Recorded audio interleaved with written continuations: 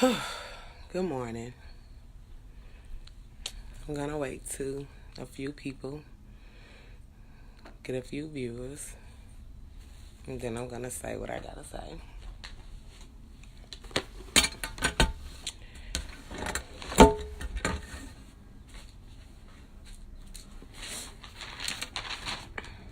I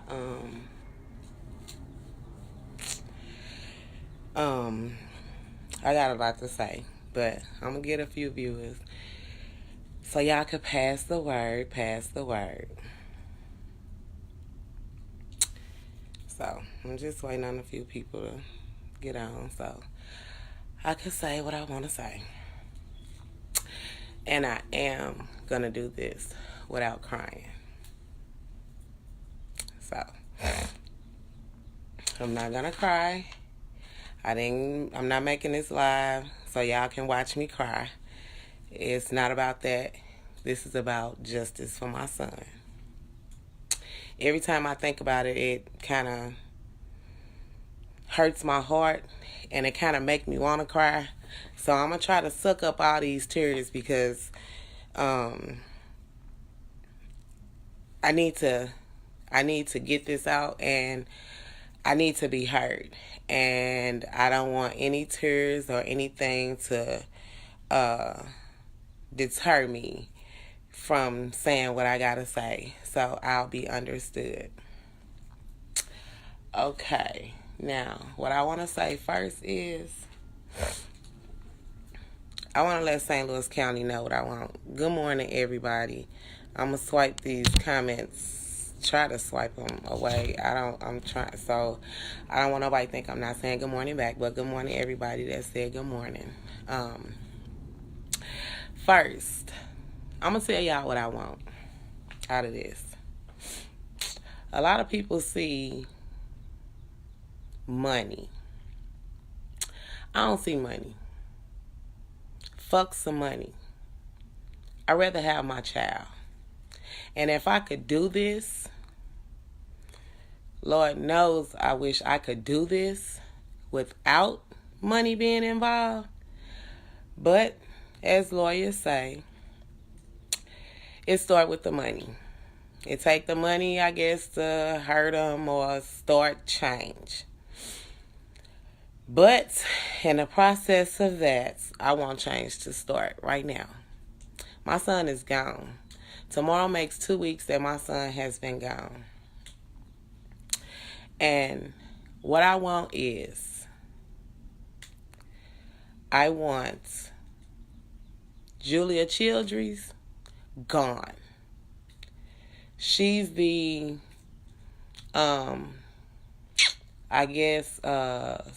warden of St. Louis County Jail. I want her gone. This lady, on several occasions, after these inmates have died, my son being the third one, this lady has made went on public record, let me say. She went on public record to say that these inmates got the highest quality of care. Can you please explain to me, how do you get the highest quality of care and die? That's puzzling to me. Because these celebrities, they get the highest quality of care. When they go to the hospital, they treat them and make sure that they do everything they need to do because they got this expensive ass insurance. These inmates, they are wards of the state. So all of us out here that has been on Medicaid, state Medicaid, where they pay for your medical needs, we all are wards of the state. If you've ever been on Medicaid and the state had to pay for your medical care, we all wards of the state. So we know that we don't get top quality care. So if we out here on the streets and we are limited to the care that we get because we're on Medicaid and we can't pay for market insurance, we understand that they're getting less than everybody out here that's been on Medicaid. Okay? So we know that they did not get the highest quality of care. I don't know exactly what my son went through in those 3 weeks that he was ill in his cell. I don't know what he went through. I read about the inmate before him, and it was said that I think his name was Shy. It was saying that they found him in his cell with, I guess, blood on his t-shirt and blood in the cell, and they told this man to get up and clean the blood up and take a shower. How do you see a person? How does anyone that's human, that has empathy, see someone on the ground bleeding, blood coming from wherever, and you tell them to get up and take a shower and clean the blood up? Now, as a correctional officer, you are their babysitter, whether you want to be or not. But I'll get to them in a minute. Childries, I want her gone. How can you say this man got the highest quality of care when he's in his cell bleeding? He's bleeding. Y'all see blood and y'all say, get up and clean yourself up? She does not need to be the warden over St. Louis County Jail. I want her gone. The next person I want gone is the head of their security. I don't remember his name, but I want him gone. I went to the jail to get my son's property, and I was in the office with him and Childress. When I tell y'all, these two sets there with these cold stone faces, they gave me their sympathy. But I ain't buying it. That's a part of their job description. They have to offer their condolences. But to sit there and look at me and have nothing to say, no answers to answer, I mean, no, they had no answers for me. And then I explained to them how it was told to me by inmates that these low-life, unfeeling, inhumane correctional officers stood over my baby's body and laughed. So, when I said that to them, he stood there, he sat there like this. He said, "How do you know that to be true? Are you fucking serious? Are you serious right now?" So, the best thing for me to do was to get up and leave, because throughout this process, I will not, I repeat, I will not let anyone make me step out of character, because I have to stand strong and I have to stand in all respect for my son. So I will not let this little black girl out of me, this little hood girl, I'm not going to let her out of me in this process. So I sat there and I looked at him and I told him, and I said, because the inmates told me. But see, my problem with them is they want to discredit these men because they're in jail, because they're inmates. Okay, everybody has done something and got caught. So therefore, don't discredit these people because they are in jail. They live with each other every day. Some of them don't get along and some of them do get along. But at the end of the day, a lot of times they have no choice but to create a bond. So a lot of times they look out for each other, whether they like each other or not. It was 35 signatures on a letter to me about my son. All 35 of those inmates didn't interact with my son. All 35 of those inmates probably didn't even talk to my son on an everyday basis. But he was their brother in jail because they know that that could be them. So he just sat there and just casually looked at me like, so I got up out of there. So yeah, I want him gone. Because just like as a mother, you train your kids, he's their father. So therefore, he's supposed to be training them. And while him and Childry's telling me that they both used to be COs, because if y'all were COs and y'all were good COs, then y'all will have good COs up under y'all. So, Childry's and the head of security, I want them gone. Number 3 on my list, the nurses, I want them gone. Every nurse that was on duty from the time my baby got sick to the time he died on March 1st, I want them gone. Reason being is because it's their job to make sure that those inmates are okay, health-wise. That's what they're there for. So while they sit their ass in their offices and they disconnect those inmates' call buttons, so they can't get on their nerves, so they won't have to do their job, I want them gone. They do not need to work in a facility where they are responsible for someone's care. When those inmates are in jail, they cannot get up and walk out of there to go get any type of medical care. They can't. They have to sit there and they have to rely on those that run the jail and all of that to take care of them. So therefore, those nurses did not do their job. All of these cases, my son, Shy, and the gentleman that died before my son, they all said, oh, we checked their vital signs is good, we sent them back to their cell. Obviously, something else was wrong with them. Something else was wrong with them. So therefore, y'all didn't do an adequate job. Y'all did not do an adequate job. So they don't need to be in there.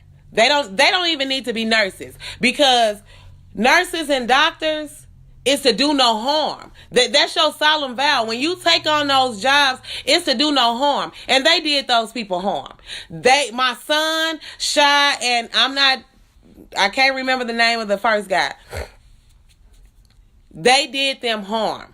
They did not give them what they needed. So they did them harm, and I want them gone. They need more trained nurses to deal with inmates, not to just go there just to get a paycheck. I want them gone.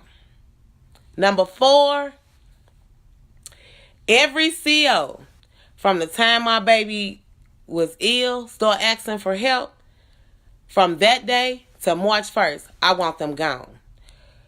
The correctional officers that carried my baby from one cell to the next because he couldn't walk, I want them gone. The COs that pushed my baby in a wheelchair because they know he couldn't walk, I want them gone. The COs who did count, walked past my baby's cell, and did not make sure he had life, I want them gone. All of them. From the time he got sick, court, took him to court, had to carry him to court, I want them gone. Because as human beings, they saw that my baby was sick. But to tell him, we not going to be pushing no grown-ass man in no wheelchair. No. Nope. But on the upside of that, the investigation, they got my baby on camera being pushed in a wheelchair by COs. Did y'all hear me? They were actually pushing my baby in a wheelchair. They got this on camera. So in these investigators' mind, they saying, if y'all pushing this young man in a wheelchair, where is this documentation why is he in his wheelchair? Where is this documentation that why he needed this wheelchair? What led him to this wheelchair? See, they did my baby dirty. They did him wrong. They let him lay in a cell for 3 weeks and suffer. He suffered. Anybody know that if you're sick and you just laying around, you are suffering. My baby died, so therefore he was suffering. He was suffering. And I'm angry. Lord knows I'm angry. And right now I'm not really eating. I'm not really sleeping. I'm angry. I want justice for my son. In St. Louis County, I'm coming. I am coming, and I'm coming strong. I'm coming strong. I've been a little down, you know what I'm saying? But I know I got to get up, and I know I got to fight this fight. And I'm going to fight this fight for my son. This picture I took of my baby in December when we went to see him. Now look at my son. Tell me if he looked like he was sickly. He was not sickly at all, period. My son was healthy. He was healthy. And then I'm going to tell y'all what hurts. What hurts is my son was always a scrawny kid. Y'all see him? Oh, let me see. I can't get it to... Okay. Y'all see that picture? Look at his arm. Look at his arm. Lamar was always a skinny kid, okay? And he weighed 7 pounds, 1 ounce at birth. So he was always a skinny kid. And I used to always tell him, you little po ass, you know, because he was skinny. And when he went to jail, he was still skinny like that. The picture on his obituary,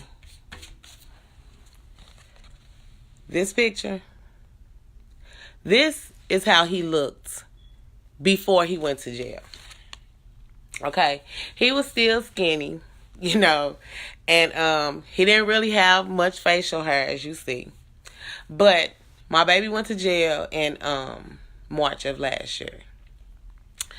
And when he went to jail in March of last year, that's the way he looked, like this. This is the way he looked. So, during this process of March, well, last year he started off in St. Louis City. Then he went to St. Louis County. And in the process of him, he got in St. Louis County in April. In the process of him being in St. Louis County, my baby grew up. Chest started broadening out. When he got locked up, he was 18. No.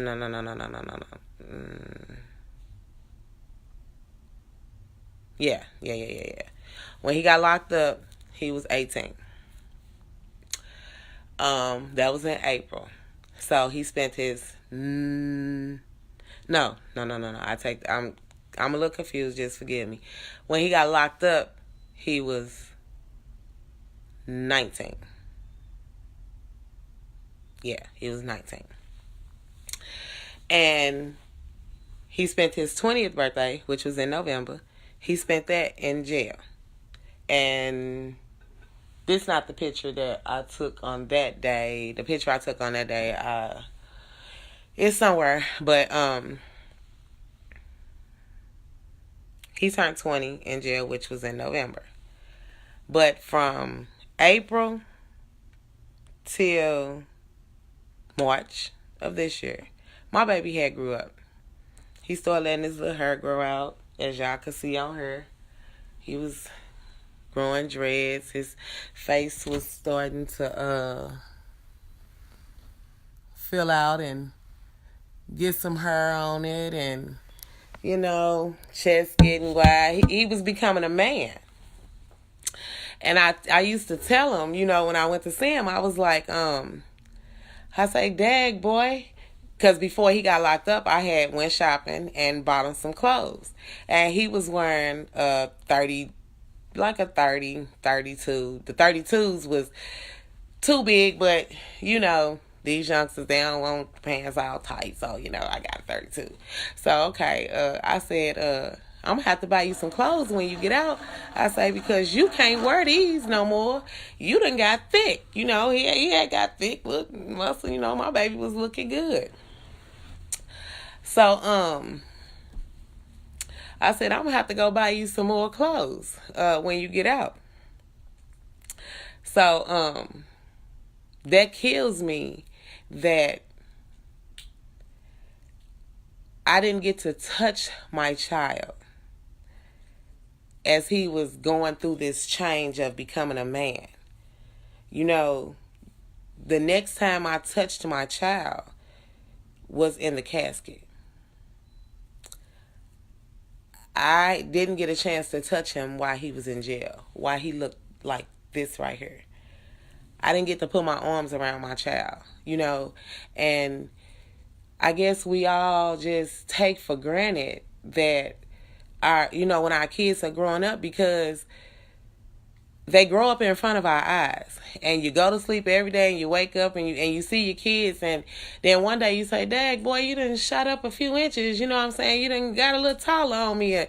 But they grow up in front of your face, so you don't notice every change. I didn't get to notice none of the changes of my son growing up into his manhood. He would have been 21 in November. And during this process that he was in jail, I didn't get a chance to experience watching him, get a little muscles, because like I say, he was skinny. He was proud of his little muscles too. He was like, "Yeah, I got these guns." But yeah, I didn't get to do that, and they got to pay for that. Somebody got to pay for that. They cheated me out of that. And my thing is, I don't care what not one inmate do. It doesn't matter what they did when they're in jail. When you're a corrections officer and you take on that responsibility, it's just like you're taking on responsibility of a child in a daycare. And I need them to understand that. And what I want is better treatment of our inmates. I want them to be better trained in humanity and all of that. I don't give a fuck if the inmates stump their toe against the wall and they feel like they need to go to the doctor. They need to let them go to the doctor. They are not qualified to deny anyone care or to deny and tell them that they're not hurting. So, my fight in this will not end when I get justice for my son. I don't feel like I'll get justice for my son until probably the day that I die, because I want to change our correctional facility. I want to change the way they treat inmates. And I want it to be for them everywhere, not just right here in Missouri, not just in St. Louis County. I want it to be everywhere, worldwide, everywhere. Every state that there is a prison, federal penitentiary, state penitentiary, whatever it is. I want these inmates to still be treated like they're human. They don't deserve to be treated like dogs because they're in jail. Now, I'm not going to judge nobody. I can't be judge, jury, and executioner on nobody. But just like when you go to these nursing homes or you go to these daycares and they want you to treat these old people and these babies a certain way, and they don't want you, just like the two young ladies that just hurt those kids. Those kids were their responsibility, and who were they to do what they did? And I feel the same way about these correctional officers. The role that they play is no different than a role of a daycare worker or a worker that works in a nursing home that has to take care of old people. They have to take care of those inmates. But they have to treat those inmates like those are their children. And I want them to understand that. What if this was your son, your uncle, your brother, your husband, your whatever, your kid's father, your whatever? What if this was you in here and somebody treated you like this? You wouldn't want to be treated like that. And I was always taught, you treat people the way you want to be treated. So therefore, they didn't treat my son, and they didn't treat Shy, and they didn't treat the other inmate like they wanted to be treated. And if they did, those inmates will not be dead, including my son.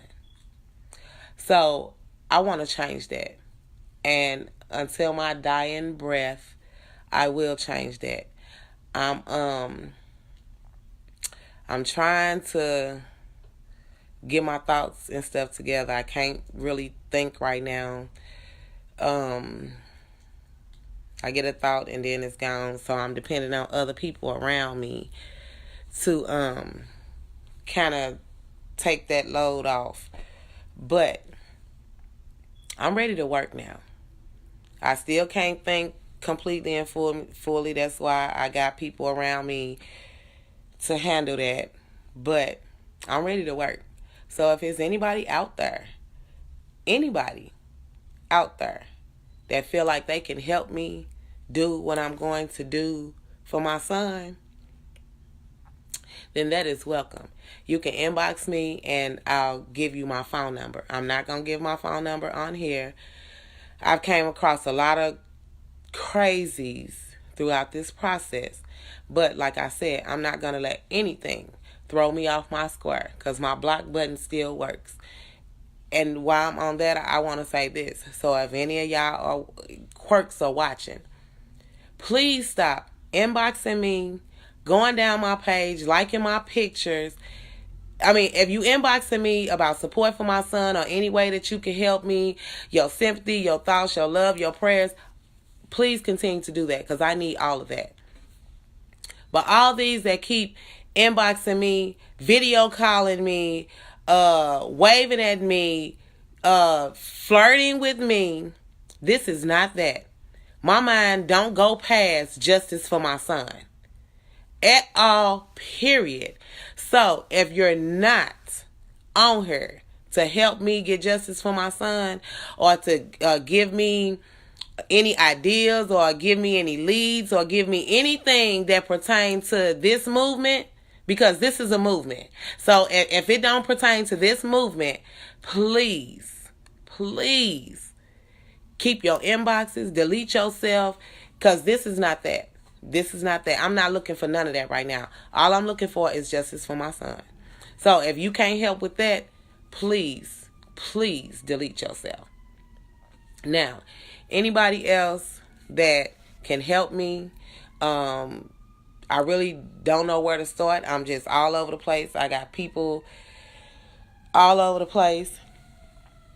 Anything that you all can do to help me, lead me in a direction, show me this, show me that, any kind of, if y'all got,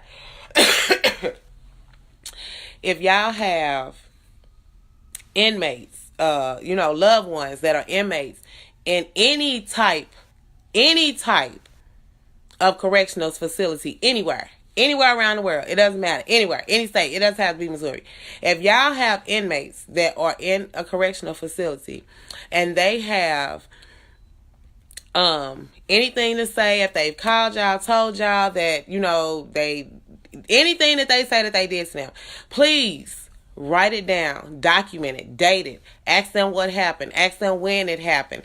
See if they can give y'all correctional officers' names that they talk to, what time they ask for medical attention or whatever. Anything that they can tell y'all that happened to them while they were on the inside of that jail, please contact me. Inbox me. If you inbox me, I'll talk to you through inbox and, maybe... we can switch numbers or anything like that. But please inbox me, let me know. I want to keep record of all of that. I want them to tell me. I want them to tell anybody. Reach out. I want y'all to talk to y'all loved ones. You know what I'm saying? Make sure that they're okay. I don't care if they just have a common cold. Make sure that they're okay because they're not going to take them to the doctor. So I want y'all to do that. And it was something else before I get out. Oh, but I can't think of what else. I told y'all my mind is mush. But what I do want to do is I want to thank everybody everybody that has sent a card, gave money, helped out, came cleaned up, cooked food for the funeral, the repast, anything that you did. I can't name and because I've had so much love and support throughout this. Friends, family, everybody has kicked in and showed their support, and I love everybody. If you inbox me, some of y'all, I tried to inbox back a lot of y'all that inbox me with your sympathy or whatever. I'm going through it day by day. It's kind of hard sometimes because my days have been hard. And when I go down the inboxes and I start reading and trying to respond, because I don't want anybody to think that I'm not responding or I'm not grateful or thankful for your kind words or your sympathy. I am, but sometimes when I read the inboxes, they break me down. So I just go out and I don't read them. Sometimes I make my posts and sometimes I don't read the comments. I might be up late at night and I might go down and heart the comments or something. But I don't want anybody to think that their comment has not been seen, their inbox has not been answered or open. I'm trying to get to all of them. But I just want to thank y'all in advance for all the support and the love and all that everyone has shown me. And I will get justice for my son. Right now, I'm kind of trying to deal with it and channel these feelings and this emptiness and all of that. But I'm getting a little better because I keep thinking about the paper my baby wrote, and he was saying how he know his mama was strong, and I gotta be strong for him. Look at him looking over my shoulder smiling. So I gotta be strong for him, and I gotta be that strong woman that he know I am. But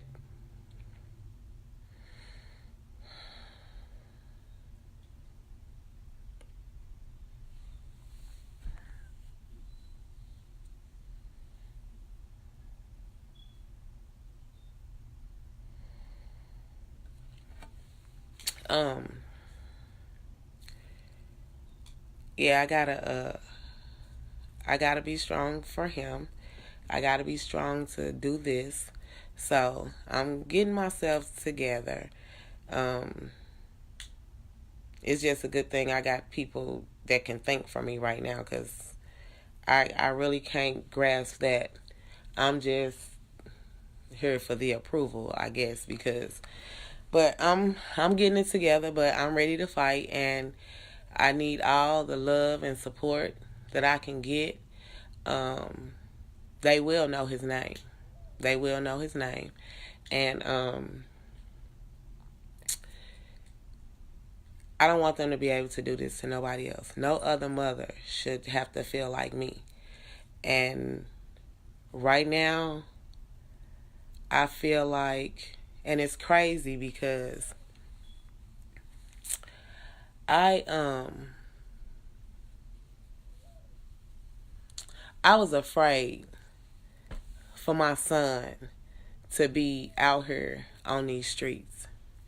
Every time I wake up early every morning, but every time I get up in the morning and I see the news and it say a teenage boy was found shot, or I always went in a panic, and I would get my phone and I call my son. You talk to your brother, or you seen your brother, and I'm running around, I'm looking for my son. I'm going on Facebook finding his friends, and can y'all tell Lamar to call me?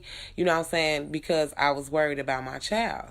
So when he went to jail, although I didn't want him in jail. You know what I'm saying? I didn't want my child in jail, but I felt like, I said, well, and I told everybody in my family, I said, well, he in jail, and I feel safer with him in jail, because he's not out here on the streets, and I don't have to worry about, you know what I'm saying, when I see a news run across the TV that say somebody has been shot in Walnut Park or wherever, I don't have to worry about it being my child. So I was all right with him being in jail. And me and Lamar talked when he went to jail. I said, Lamar, you want me to get you a lawyer? And in the beginning, I started off with him a lawyer, but that's another story. But he couldn't represent him. So with the second part of the case. So, but he told me, he said, "No, Mama, I don't want you to give me no lawyer. I don't want you to waste no money and give me no lawyer." He didn't want me to bond him out because he knew that these charges wasn't going to stick. He knew that he was not going to do, he knew that those charges weren't going to stick, and he was going back and forth to court, and it was just continuing it. So he didn't want me to waste my money on that, but I felt safe because my son was in jail. But they killed him. They killed him. And the correctional officers is just another game. They just, to me, the back end of the police game. I mean, the police, they kill us, and they don't get no jail time. They get off for killing us. They make some kind of excuse, and they roll with that. And the same way with these correctional officers. They killing these inmates, and they not doing it with a gun or taking their hands and putting it around their neck, but they killing them. And they getting away with it. And I don't want them to keep getting away with it. I do not want them to keep getting away with it on my son's soul. I mean, I don't care what I have to do. I'll do whatever because somebody needs to pay for his death. And I don't want them to ever be correctional officers again. I want their livelihood. I don't ever want them to be correctional because they don't See, that's what I'm saying about the quirks. Quit calling me through Messenger. I have no desire to talk to you. So quit calling me through Messenger. And it's about to piss me off. And right now my nerves are on edge and everything agitates me. So please quit calling my phone through Messenger because I don't want to talk to you. Do y'all see this? Y'all see this? Now they're going to keep calling. And that's crazy because I can't even block them right now because I'm on this live. And that's so disrespectful. It's so disrespectful on so many levels. But I'm going to get off of her because if this thing keep calling me while I'm on here, it's really going to piss me off and I'm really going to get real agitated. But I love y'all and thank y'all for all y'all support. Tell St. Louis County I'm coming because they ain't never seen, I'm coming. And they might think it's quiet, but I'm coming. I'm coming. I am coming. And I don't care what I have to do. I will do it until the last breath in my body. Because this little boy right here, this was my baby.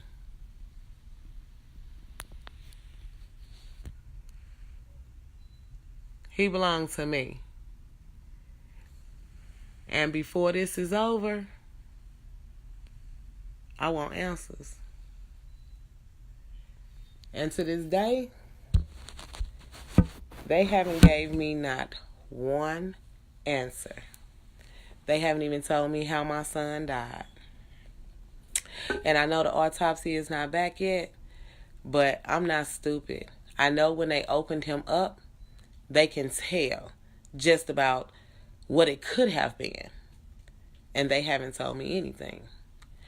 So, if y'all don't mind,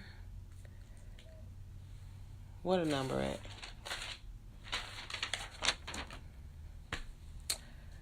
Bug the medical examiner's office. St. Louis County Medical Examiner's Office number, 314-615-0800. 615, no, take that back. 314-615-0800. Now, tell me y'all want to know why Lamar Ketchum's mama can't get no answers. Let's bug their ass. Let's make them uncomfortable. Nobody be disrespectful. This is not going to be a disrespectful movement. Nobody be disrespectful. Call as if it was your child. Call with respect. Don't cuss nobody out or none of that. Just tell them we want answers. Because Lamar belongs to all of us. He belongs to all of us. He was in their custody and they did my baby wrong. So with this movement, they gonna feel me and they gonna feel my son and they're gonna know his name. So I love y'all and thank everybody for supporting me. And if I think of whatever it was that I was trying to say that I forgot to say, I'll do it live or make a status. But I love y'all and continue to pray for my strength in the Lord because I really need him right now. And I'm not questioning God and I'm leaning on my faith. And speaking of my faith and God, I really want to thank my church. Peace Tabernacle Church, my church family, I love y'all to death.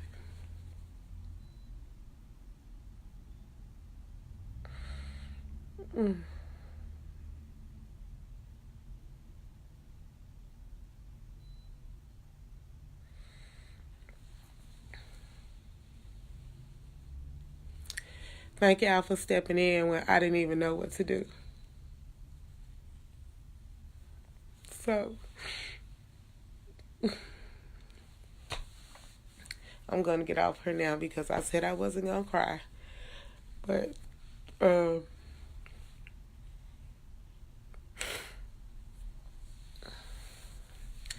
I love everybody and,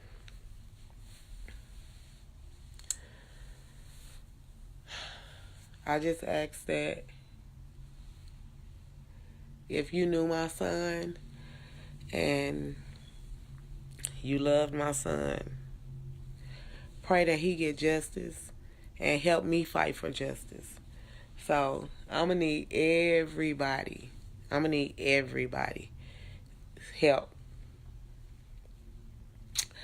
So everybody have a role. I mean, just promote justice for Lamar. And I want to get I got a lot of things that I want to do. And just, I guess, continue to pray for me. Thank you, Mariah.